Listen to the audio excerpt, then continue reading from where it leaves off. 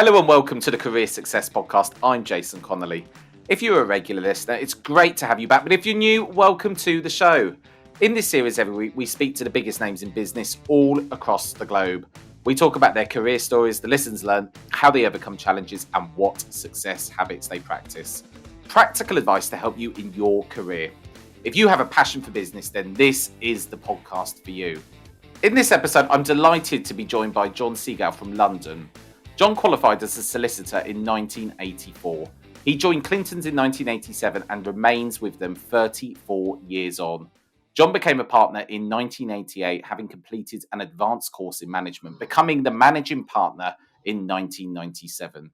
A year ago, John voluntarily stepped down as the managing partner, but still plays a key role in the management of Clintons and remains the firm's COFA. John takes a particular interest in trainee recruitment and interview processes, which involve reviewing all of the many hundreds of applications received.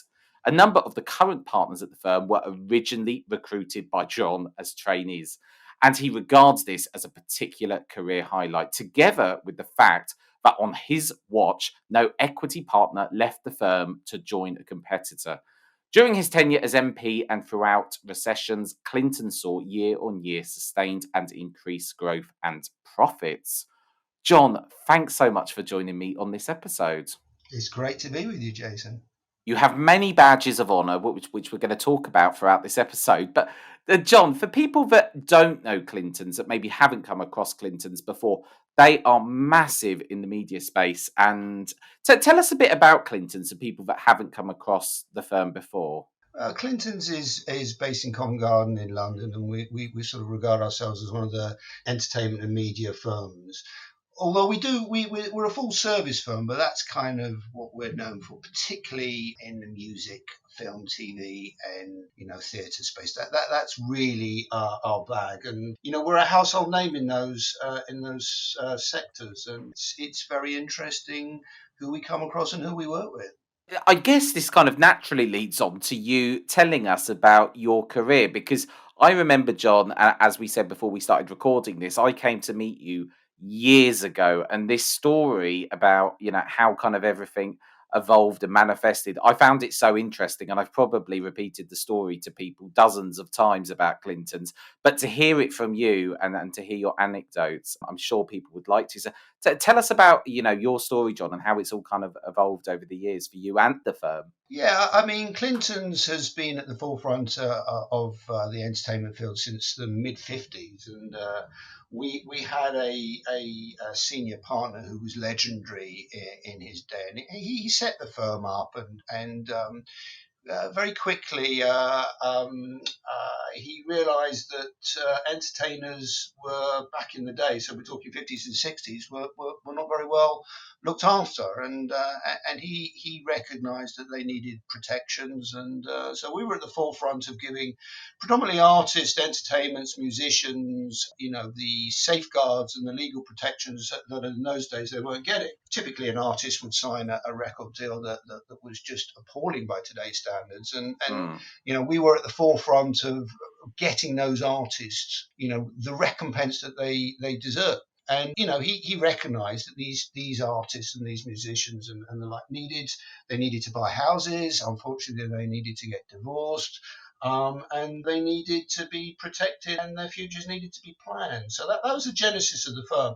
When I joined, I had absolutely no interest in the music field or the entertainment field, and I certainly I certainly don't describe myself as an entertainment lawyer. There's many people in the firm who do all of that stuff far better than I ever did. A lot of my clients were in that sector, and they were fascinating. And we've had a lot of fun with our clients through the years. Challenging people, let's be honest. These are people who they're regular people, but their day-to-day lives are very different from the norm. And that's really interesting. Kind of what are the, when you kind of joined the firm, it must have evolved massively, even, how media is even, how we even consume media these days. And I'm guessing the firm must, has kept pace with that, and I guess it's been quite an evolution for you to see as well. Yeah, when I joined, there was one word processor. It was the old Wang. Faxes were the big thing, and it's just massive. And yeah, it's impacted hugely on the business and the way that typically music is distributed, and physically it's not distributed. One of my main clients back in the day physically distributed materials, and that's just unheard of now. It's very much reduced, but it's not the way that music is put out there now. It's online, it's digital, and it's not those funny black things that spin around anymore. Indeed. And when you joined Clintons, you pretty much joined soon after qualifying. What was it that made? What was the appeal to the firm, and how did you find yourself coming to join them? Yeah, strangest interview I ever had. So I grew up in a very small, typical three-partner firm in Mayfair. And I look back on it now, I had a training contract that just don't exist anymore. I mean, one day I would be, and this was I was an article clerk, but one day I would be literally in the Old Bailey defending somebody. The next day I recall being at Luton Airport selling a jumbo jet. I kid you not, it was the Wild West.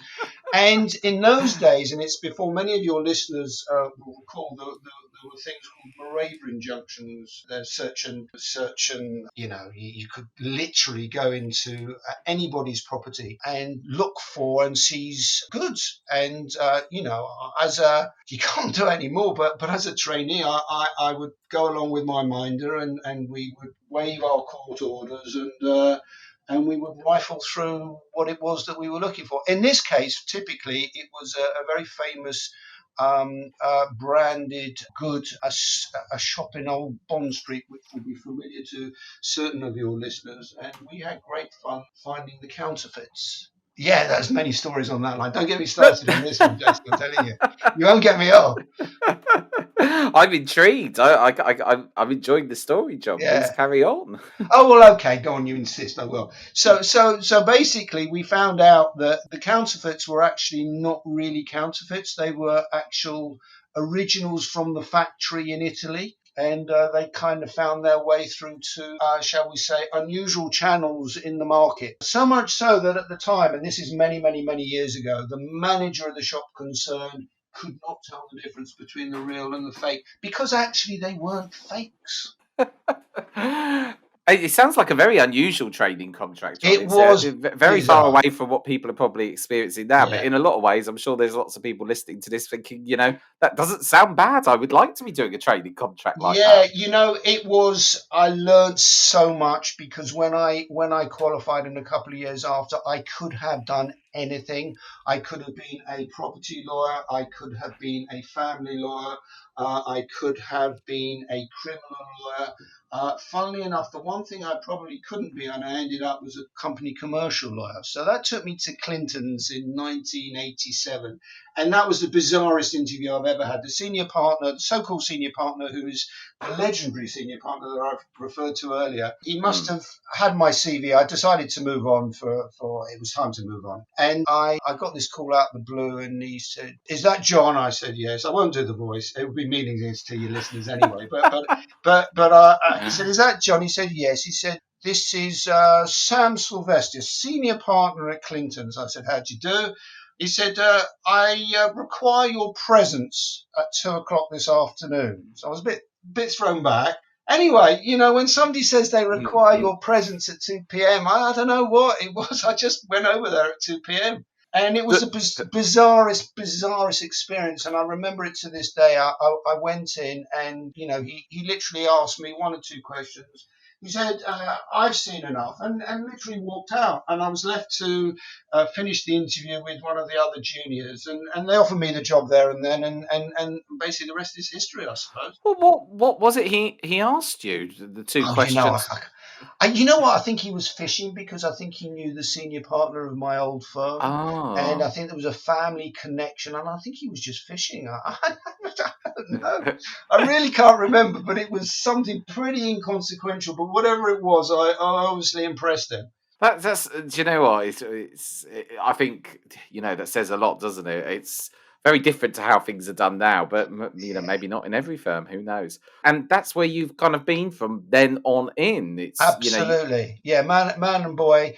I was very well equipped because I'd come from this background where I'd done absolutely everything, and it was all seat of the pants stuff. So I was, even though I ended up doing the sort of corporate commercial business law side of things, when I look back and I look at people now and the training that I had, by complete default. I mean, it wasn't that I had a great teacher at the time. I had somebody who was phenomenally good at getting business and doing the mm, work, but no classic training as such. And you picked it up as you went along, and good and bad. So I hit the ground running. I mean, I wasn't really phased by joining a much better structured firm and with all the resources. I was used to no resources. The resources I had were my resources, and pen and paper and so-called fax machine. So that was what I was used to. So coming to Clintons was great because I had a lot more support and people around me who actually knew what they were doing. at the time you joined the firm, I know the practice as it is current day, but was it just media focused, or has it kind of evolved a lot since then, or how's the kind of practice evolved in the time that you've been there? Yeah, we it's evolved massively. Although so saying, it was always we always did everything, but it's much more refined now, and it's much more structured now. I mean, in those days, it was controlled. Sam, the senior partner, I think it'd be fair to say he's no longer with us, unfortunately, but he wouldn't mind me saying he was a benevolent dictator. But so many of those firms in those days were structured that way.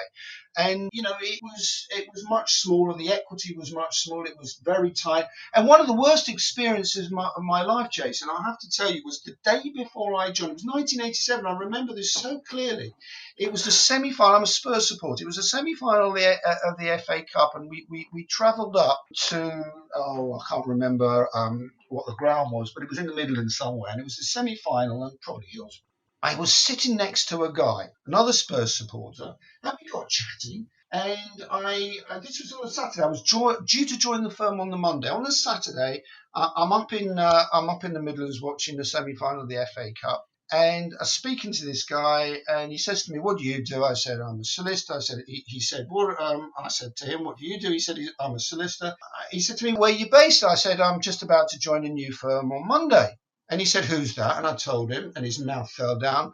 Basically, he just left the firm, and I was going to be sitting in his office on the Monday. And he wasn't very complimentary, I have to say. That I must have made remember you what he said to somewhat me. worried. It scared I was going to say a rude word there, but it scared the whatsits out of me. And for the first couple of weeks, I was absolutely petrified. But then I worked my way through that one. And he's not doing very much now. And of course, in comparison, and I've done extremely well, I like to think. And you rose up the ranks, I would say, quite quick time to become managing partner in 10 years, especially back in the kind of era when you joined the firm. That was quite a quick trajectory to become managing partner. Did it feel Yeah, like that for you? Yeah, I suppose it was. It was circumstances because during that time we did an unbelievably successful merger with another media firm called DM Landsman. That was in 1990, and they were big as well. They had some really good media and entertainment clients, and it was a dream merger. And to this day, the partners we're still partnered by people from that firm, and that was in 1990. And then I think Sam retired not that long after, and then senior partner, a gentleman called John Cohen. I think he'd seen something in me that I knew was there, but he recognised that I would probably be a good manager, probably better than a better lawyer. He encouraged me to become involved in the management, and I already was, but very peripherally. And then I went on this advanced training course, which was incredibly unusual back in the mid 90s. I Mm. mean, people weren't doing that sort of thing. So I remember being one of the first cohort of, there was a government initiative to train lawyers to become managers. And I went on this course. It was the first year of, an MA. I never did the MA, but it was the first year of the MA. And I learned a tremendous amount, and it just opened my eyes. It was like, there's a whole world out there. And I realized then how law firms should be run. And we were ahead of the game. I mean, and I think think that it stood us in really good stead over the years. And I understood what management was. I understood figures. I understood Mm.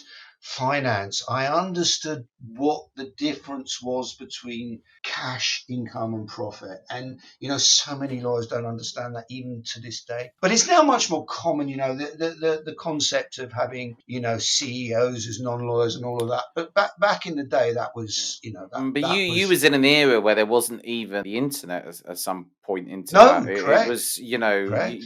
I think it might seem like absolute, crazy, but people maybe listening to this are thinking, how can you not know that? But right now, I think we take for granted the fact that everything is at our fingertips. Back then, it was a book at the library, and that was it. Oh gosh, and that funny you should mention that, because one of the first things I got involved with was the library. The library was the main resource. It was unbelievably expensive to run, to maintain, and you had to file. You used to get these regular updates that had to be filed, and it was a massive resource and a massive cost. And I realised that we were wasting a lot of money, and I took measures to sort of rein all of that in. So that was actually one of the first things that I cut my teeth on the finance front. Really interesting. And you mentioned this course that taught you a lot about management.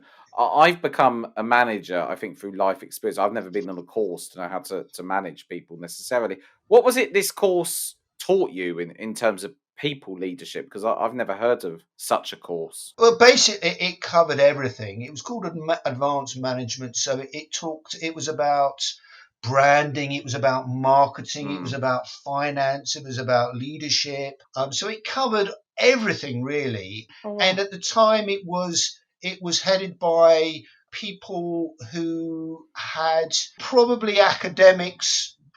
No, that's not fair. They were solicitors, but probably more on the academic side. But they invited in, well-known experts in their field, and it's. I've still got the course notes, and I've had recourse to them throughout the years, just to. And funnily enough, I'm still in touch with one of the people who gave the course. I'm still in touch with, and I will name check him because he's great. A gentleman called Matthew Moore, who does all of our regulatory stuff, and he was great. And as I say, yeah, as a result of that, he looks after, and still we still use him on a regular basis for all the regulatory stuff.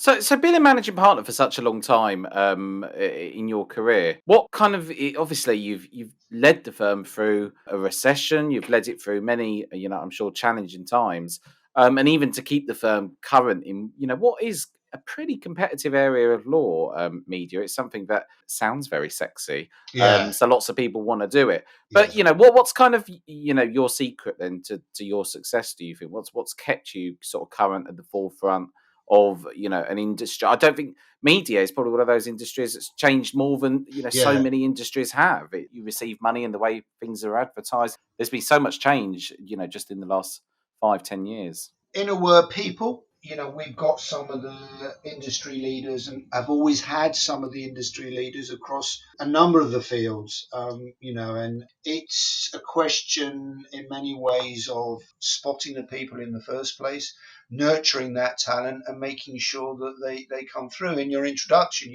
one of the things that's great for me to see is taking people and seeing them become equity partners, and that's not uncommon occurrence.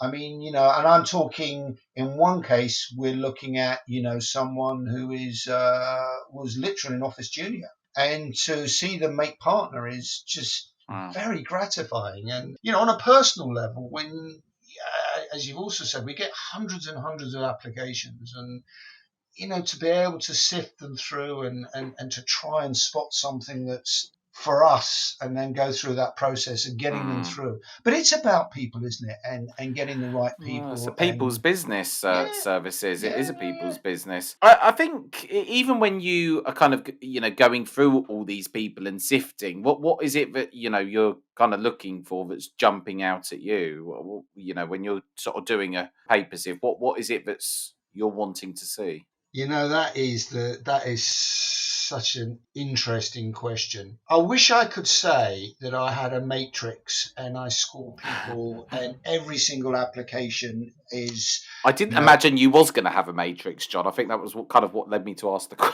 question. sorry, I did or I didn't have a matrix. You do? I do. Oh, right. Okay. Tell us Well, more. no, there's nothing formal. Look, Yeah. here's the thing: we are a bit left field. I'm looking for something that's not slightly out of the ordinary, not bizarre, but something. I have seen literally thousands and thousands of CVs in my time.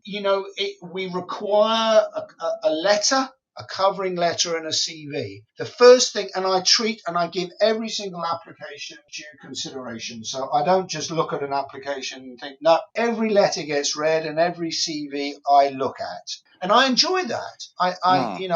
I do it because I enjoy it, and I do it because these people have taken the time to write in, and they deserve that consideration. So if you are a prospective trainee listening to this, you can rest assured that I will read what you send me.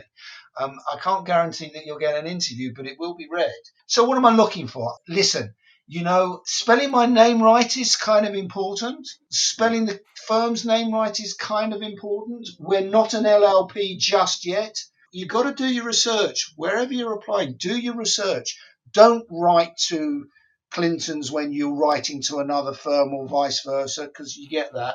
Silly, silly, silly mistakes. They rule you out, I'm afraid. Something coherent, something that grabs my attention, something that when I read it within a few lines, I go, yeah, I get you. I'm interested. Hook me, hook me. It's no different from writing a creative piece, I suppose. A lot of it's the same because it has to be the same. But some of this is instinct. Look, let's be honest, Jason. What you say and what I pick up may be completely different, but we've got a pretty good track record, the firm, of doing this process. So I think we've got it You've right. got a very good track record to Yep. not, to keep every single equity partner to watch people progress and stay with you. In actual fact, that is a massive accomplishment in the current day. We ran some data recently where at the moment, every 2 years on average, according to LinkedIn, someone moves roles in legal, and a job for life is becoming less and less and less. People make career moves now. So, to have held on to everyone, I think is a massive compliment to you and your leadership. Because actually, I don't think I know of any firm that can say that. Actually, Well, I know a lot of firms, John. yeah, look, it's nice of you to say. I don't think it's just down to me, that's for sure.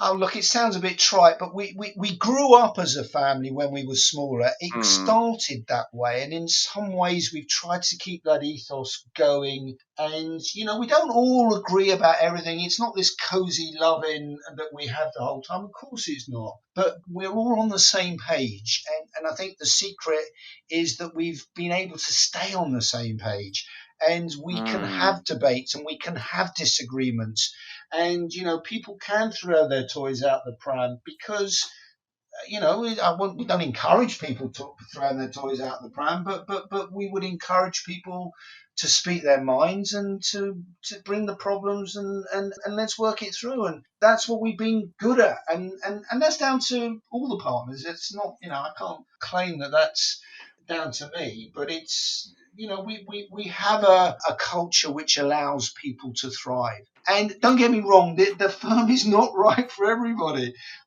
You've got to be entrepreneurial. You got to be a self starter. It's not easy to succeed at Clintons. Not everybody succeeds. It's not. I'd hate to paint it as some sort of utopia, Jason. It's hard work. It's hard work, and it's never ending. You finish one job, you go on to the next. It's a treadmill, as you know. Yeah, I constantly agree. And what advice would you give to people, John, who are maybe thinking, oh, well, maybe not just media law, but are thinking, I want to get out there and I really want to start my career. I want to have success, and it is competitive now. I think it's more competitive than it's ever been. What would you say to people at that kind of level? And maybe even to ask you a further question, people that want to aspire to be partners are maybe at a junior level of PQE. What would you say to these people now to get ahead? Okay, I can tell you what our mantra is, and when I talk you through this, this is more Clinton speak than I can't speak for many, many other firms. But in many ways, and this is, I've used it so often, I'm not going to give away any trade secrets because it's already out there. I say to people, trainees, what are we looking for? What are we really looking for? And what I'm trying to get them to say is we're looking for the next partners. Mm, And one of the things, the exercises that I used to do, but again, I don't do it now because everybody, it's not difficult to work out what the question is I ask at interview. But I use this matrix, and people at the firm have grown up with it and are used to it. And it's very, very simple. I like to make things simple. I really, really mm, like to make things simple. so do I. And it's it's very simple. The question is, what do you think you need to do at this firm to make partner? And what it boils down to, and I'll give you the answers: you get the work, you do the work, you bill the work, and you get paid. And it's as simple as that. Now, I can reduce it to a very simple equation, but trust me, getting all of those things lined up is not easy. But for anybody who wants to aspire to be a partner at my firm, at Clintons, that's the easy equation. And sometimes the simple things are the best things. I think why overcomplicate something? And it sounds like what you're wanting is for people to project themselves in that way. But a lot of people don't do that, and I think a lot of people don't always adequately prepare for an interview, or they don't come across in the right way. I think selling yourself is really important, and I think it's something that people don't necessarily get taught at university. You sort of leave university, from what I can tell, and then it's out there into the big wide world, and people have a lot of misconceptions about what it is that they need to do in order to make themselves job ready, so to speak. Yeah, I mean, I could write a book on this. I have no intention of writing a book on this.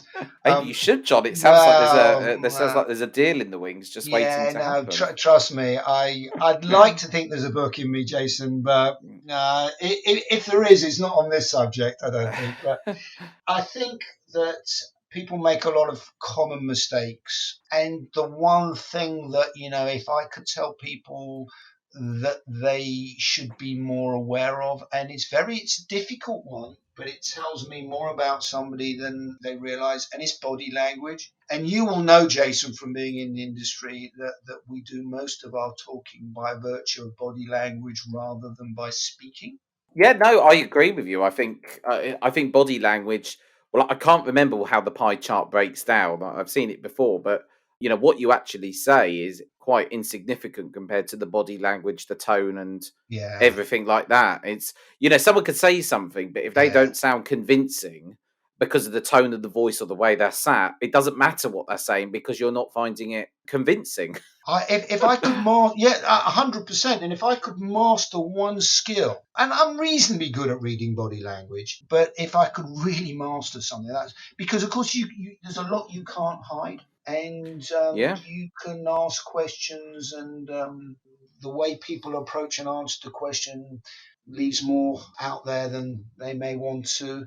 Anyway, so I would encourage people to be aware of body language. I would encourage them to be as open as they possibly can, to be who they are rather than what they think I want them to be. I mean, Mm. I did an interview a couple of years ago with someone actually had a measure of success at acting, and All right. were on the West End stage, not at the time, and he did this interview, and I had to stop him. I had to turn him and say, "You are not on the stage. You are not auditioning. I don't want to see you, the actor. I want to see who you are." And it was great after that. It was absolutely great. Yeah, I can understand why someone in that position might, go down that way of thinking. Or I think it's a scary thing interviewing, and I think sometimes I've done this for such a long time. I think to bring the best out of someone, I think a lot of the emphasis comes down to the interviewer because there's a lot of people out there who are really bad at interviewing, and you need to have someone like yourself to allow people to shine and ask the right questions because people are guided by the interviewer. It's always the interviewer that leads the conversation. Absolutely, and I think I probably have a reputation of being scary. I can't understand why that is, John. Well, listen, I'm on my best behaviour today. What You can I say, are, you Jason? are. It's because it's me interviewing you, John. It's the other way around tonight. A hundred percent right. Mm, Listen, very much what you see is what you get with me. I'm very upfront. I don't try and trick people. I try and be as frank as possible. And I think when people get that, they can be hopefully more who they are rather than what they think that I want them to be.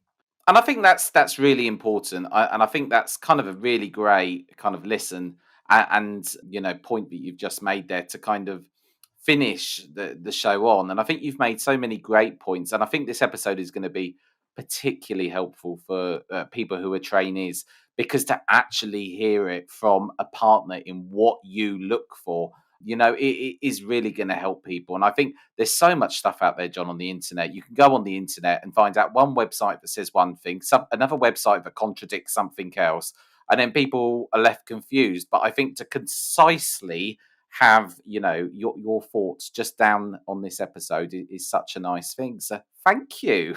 Absolute pleasure, Jason. Well, thank you, John. That was John Seigal from Clintons Solicitors. I'm Jason Connolly. This is the Career Success Podcast. Until next time, goodbye.